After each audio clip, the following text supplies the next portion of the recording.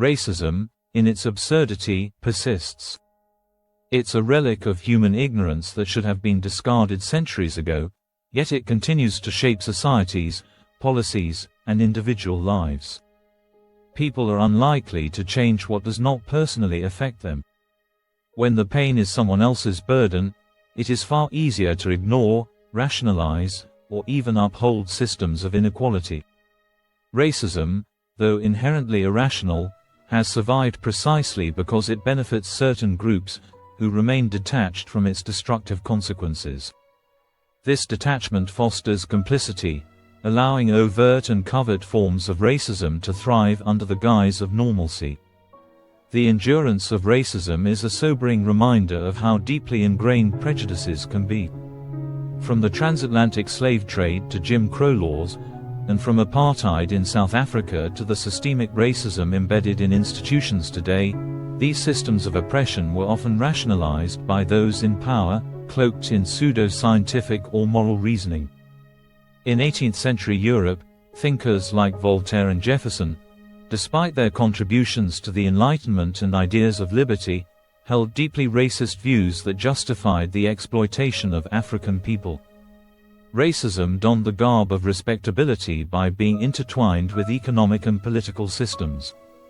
Entire populations benefited from these systems, directly or indirectly, which made confronting their inherent injustice inconvenient. The civil rights movement in the United States stands as one of the most profound examples of how racism can be both institutionalized and normalized. For decades, Black Americans were subjected to legal segregation, disenfranchisement, and violence, while large swathes of white America remained passive. It was only when the injustices of segregation became televised, literally brought into the living rooms of those who had previously turned a blind eye, that a larger segment of society began to question its morality. This historical moment highlights a fundamental truth. For many, the problem is only real when it disrupts their comfort. The persistence of racism is tied to a combination of cognitive biases and self-interest. The bystander effect plays a significant role in perpetuating injustice. Social psychologists Bibb Latané and John Darley's research into this phenomenon found that people are less likely to intervene in an emergency if others are present, assuming that someone else will take responsibility. In the context of racism, those who are not directly affected by discrimination often assume that the problem lies outside their realm of concern. This leads to another cognitive bias, in-group favoritism. Studies have shown that people tend to favor members of their own group, whether defined by race, class, or culture, while viewing outsiders with suspicion.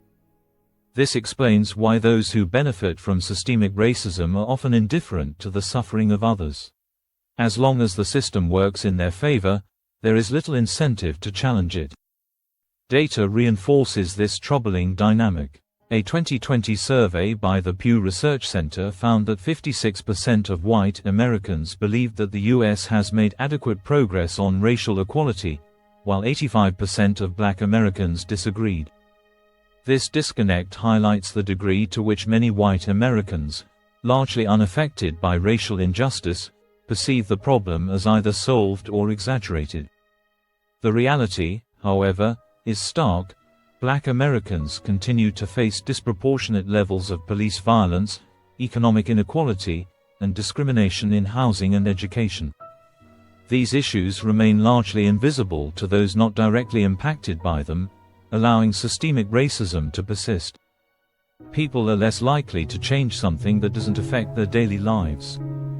It's human nature to prioritize one's own comfort and well-being, and if an injustice doesn't cross into that space, it's easier to rationalize or ignore.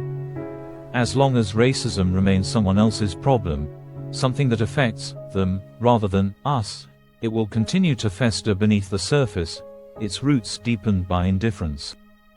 Racism thrives because it often doesn't directly affect the people who are in a position to challenge it. Those who benefit from unjust systems are often blind to the suffering these systems cause.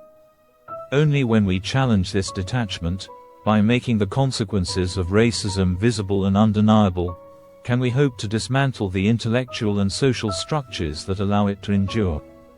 It requires an intentional effort to see beyond personal comfort and recognize the shared humanity in others' suffering.